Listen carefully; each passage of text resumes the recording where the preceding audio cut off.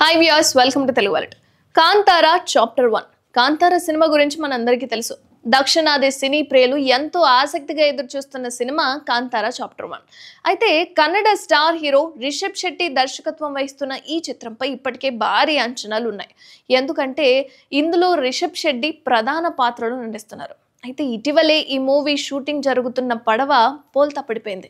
కానీ అదృష్టవశాత్తు ఎటువంటి ప్రాణ నష్టం జరగలేదని చిత్ర యూనిట్ అయితే చెప్పుకొచ్చింది.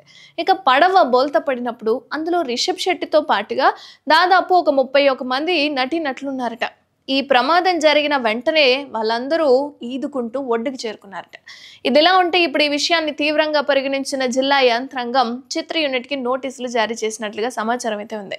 ఇక శివమొగ్గ జిల్లాలోని మణి రిజర్వాయర్ సమీపంలో నిన్న సాయంత్రం షూటింగ్ జరుగుతుండగా పడవ బోల్తా పడిపోయిందట.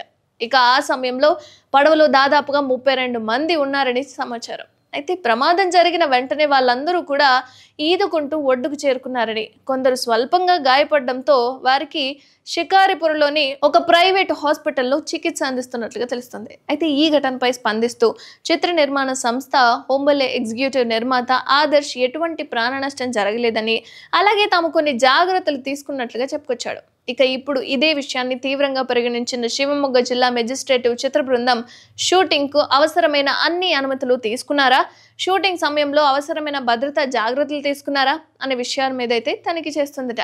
అయితే చిత్ర యూనిట్ జిల్లా యంత్రాంగం నుంచి కాకుండా కేవలం బెంగళూరు నుంచి మాత్రమే అనుమతులు తీసుకున్నారని, దీంతో మూవీ టీమ్ కి నోటీసులు జారీ చేసినట్లుగా జిల్లా మెజిస్ట్రేటివ్ డాక్టర్ గురుదత్త హెగ్డే అయితే చెప్పుకొచ్చాడు. ఈ చిత్రంలో రిషబ్ శెట్టి ప్రధాన పాత్రలు నటిస్తున్నారు. ఇక ఇప్పటికే ఈ మూవీలో 3 నటులు వివిధ కారణాలతో మృతి చెందారు.